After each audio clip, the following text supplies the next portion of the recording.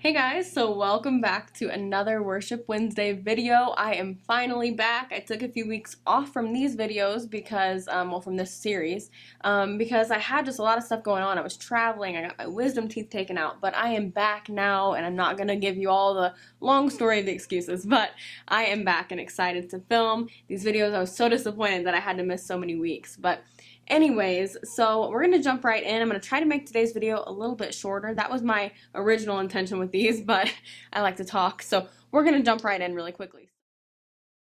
So today, I'm going to be talking about something that I have been really excited to talk about, something that has really changed things for me as a worship leader and for my teams that I've been with. Things have just really changed, things for us. It's just been totally kind of shifted everything for us, and it's something so easy and so simple, and I'm sure many of you do it, but I'm sure many of you don't. I kind of have been doing this for a long time. I didn't come up with this. This is not my own thing. I didn't make these things that I'm talking about up myself, but it was taught to me by another worship leader, and I know that a lot of larger churches, and I'm sure even smaller, use this same system as well. So I didn't make it up, but I want to share it with you just in case you hadn't heard of it before. So one thing that I do and one thing that I implemented at the church that I'm in currently that they had never done before, and that many of them really love, and it really has helped them a lot, particularly drummers, is hand signals. And one thing that is super important in a church, especially if you're not using a click track or something like that, and you like to flow freely in worship. That's the kind of worship leader that I am. I love to just be able to flow. And in my opinion, if you are prepared, because a lot of people think when you flow, that's just something that's done out of, you haven't prepared for that. You haven't gotten ready to do that. You've just done it. And sometimes that's the case, but you have to have something prepared ahead of time, just common standard rules of how you do this. That way it doesn't just go crazy and sound bad, right? Because you don't want it to be a train wreck even though you're flowing. So in order to do that, I think that if you prepare, the more prepared you are, the more free you are. And that goes really with so many things, but particularly with worship leading. If you're prepared, then you have that ability to be free and to really listen to what the Holy Spirit is saying to you without feeling confined because you don't know how to tell your team or how to communicate. When I was growing up in a worship team, before we had these hand signals that I'm going to talk about, we would just kind of be in a free moment, and then it kind of gets distracting at times because you're like looking over there at the bass player, and bass player's looking at you, and you're like, are we at the bridge? We're going to the bridge, or what are we doing? And you don't know the signals, and you don't have signals, and it's really awkward, and it can actually distract people. So to avoid that, we have little hand signals that we do that the worship leader or whoever's leading the song really does to the team to let them know where they're going. So I'm going to share those with you. The ones that I use, I'm sure other churches use different ones. These are just ones that I was taught. Again, didn't make it up myself, but this was taught to me, and it's made such an impact on every team that I've been a part of. So the first one, we'll jump right in. Now, if you're going to go to a verse, or if you're going to go, maybe to the second verse, this one's probably the easiest one.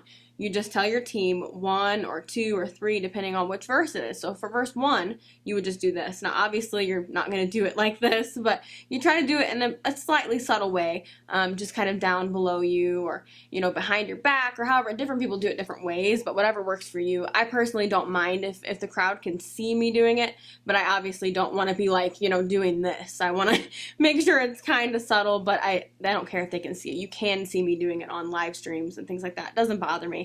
But there are subtle ways to do it as well.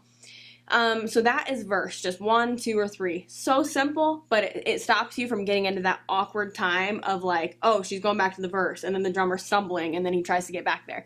It kind of prevents that. So it's especially helpful for drummers. The second one is, we'll go ahead and do chorus.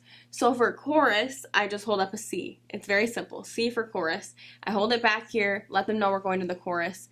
And I try to do this even at times when maybe they may know we're going to the chorus. Sometimes, kind of depending on who's playing. But even if they may know, I try to let them know just so we're all on the same page and we're all playing as one and nothing gets a little crazy. So I try to do that.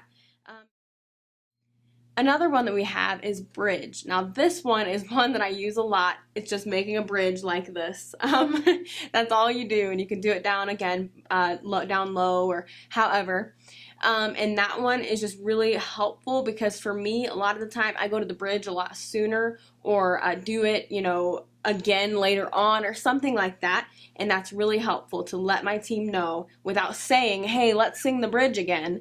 Because in a really good moment in worship, you don't want to be like, okay guys, play the bridge, because that's awkward. And I've seen people do it, and I'm sorry if this offends you, but I think that's awkward. So instead of doing that, instead of distracting people and taking them out of that moment, and pulling their distraction from that moment, because once you get people distracted, it's hard to get them back where you had them in the first place, right?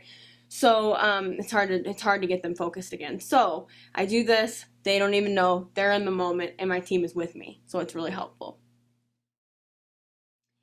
Another one that we do is tag. So if you're going to repeat a line again at the end of a song, a lot of worship songs do this. They say the same line at the end. What a beautiful name.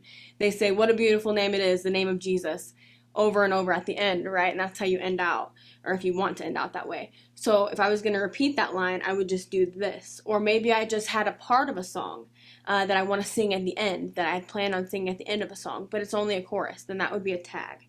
So we just do this sign, you put it down low, they see it, they're with you and as in unison, and it's really important. So it's really helpful.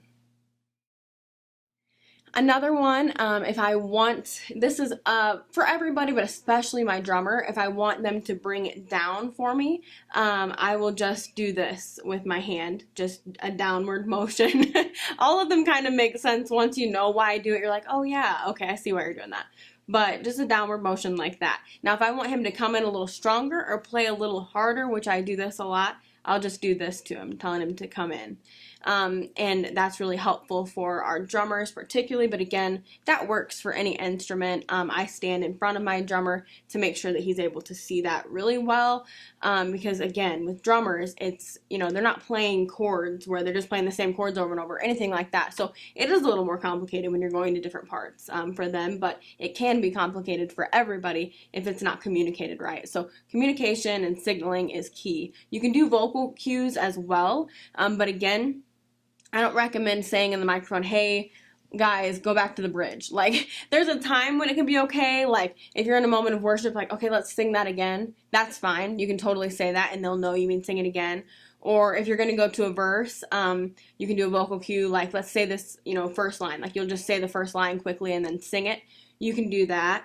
But with some songs, they're fast moving, or it's just not a time that would be comfortable to do, or it would be weird to do a vocal cue there. So you can do, the hand signals, and if they don't catch on to the signals, again, work with them in practices a long time before you really, really implement them and really rely on them in services, because you got to make sure, especially your drummer, but everybody on the stage is watching you and paying close attention, because if they miss that signal and you're not giving a vocal cue, then they're going to be lost. So maybe at first do vocal cues and hand signals until they get the hang of the hand signals. Another one that a lot of you probably do use, even if you don't use hand signals, is repeating something. So to repeat something, you just do this. Now, I would automatically think that means repeat, so I wouldn't think you need to be told that, but I've actually had people before ask me why I do this, like on Teams. So I guess it's not really a general thing. I guess some people haven't done that or haven't seen that. So figured I would let you guys know as well. Another one is the end. Now this one, if you don't learn any other ones, implement this one on your team because it's so incredibly helpful. It's just like this. That's how I end the song. Make a fist and just end it like that. And it's so simple, and everybody ends at the same time. You don't have people looking around wondering. You have to make sure that you do implement these with your team. You explain it to your team really well, and you do these during practices, not just during service, and you practice doing this with them. That way they're used to looking at you. They're used to watching you for signals. They don't have to stare at you the whole time. But when it comes to those points where it's time for a transition to a different part, they need to be watching you. So make sure you implement, get that in their brains, because that can take a little bit. And then for your singers, there are also signals for your singers. Now, I don't use these because I don't really find them necessary during worship, the actual worship set. And during practices, I'm able to communicate this stuff to my singers. But maybe if you have a huge, like 10 singers on your stage, I don't know, maybe that would be more helpful for you. I don't have 10 singers on my stage. But if you do have singers, when you're doing a part, you could do, like this could be unison. I haven't even done this in so long, but this could be unison. This could be a 3-part harmony. You just tell them, hey, sing the melody with me, sing a 3-part, whatever. You can really make that up on your own. That's the thing. All of these can literally be just made up. If you want them to be whatever works for you and for your team is exactly what you can do. There's nothing set in stone. I do notice that larger churches do this. Bethel uses the same hand signals that I just showed you a lot of the time that I've noticed in their videos, and I'm sure they have others as well. But so yeah, those were the hand signals that I use. Again, if you just like free worship and you like the ability to flow, but you want there to be some kind of structure at the same time, you don't want to just flow and then your team falls apart and it's just bad, right? You want to still do it with excellence even when you're flowing, and I think that's what God wants. So in order to do that, hand signals have made a huge difference. One of my current drummers had even mentioned when I first came to this church how much of a difference it made for him personally. Drummers love it. I've never had a drummer not like it. It is so helpful, and it takes away that I wonder where she's going, I wonder what's happening, especially when I'm leading or somebody like me, because I like to go back and do different parts a lot or do something totally random. So it's just really helpful, to have these signals. And another thing that I do if I'm going to go to a guitar solo randomly or something like that, I go to electric solos a lot. So if I'm going to do that, I don't have anything particularly special for this, but I just kind of casually point in the direction of the electric player, and my team picks up on that, and they know I started doing that without even telling them, but they know that I mean, he's going to play a solo. So, or she.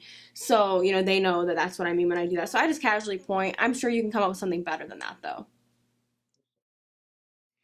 So that is that. That's something that really is so easy and so simple, but it has really changed me as a worship leader. It's allowed me to be more free. And even when I was just on a team and wasn't leading a team, I learned these, and it was so much easier to know exactly what the worship leader was wanting and exactly where he or she was going with it. So I just think it's so awesome, and I think that being prepared is so important, and preparing your hearts and your musical ability and your hands and your feet and your voice and everything. You need to be fully prepared. That way you're able to go and be spontaneous. That's what I love, is to be prepared for those spontaneous moments. It's not all spontaneous. There is preparation that goes into it beforehand. So thank you guys for watching today's video. I hope this helped you. If you have any questions, let me know in the comments. I will be answering questions in a video soon once I get some to kind of go over and decide which ones I want to answer. And then there's some in my mind too that I know that a lot of worship leaders like to hear about. So let me know in the comments. I have a lot more really cool videos coming up. I'm going to talk about keyboard transitions in an upcoming video, how I transition between songs. So that'll be a really cool one, and I'll be actually playing the keys in that video to kind of show you guys some stuff. So that'll be pretty cool. That might be next week, but I'm not going to promise anything. So thank you guys so much for watching. I hope you have a great day. Let me know in the comments how I can be praying for you and your ministry, and I will see you in the next video. Bye.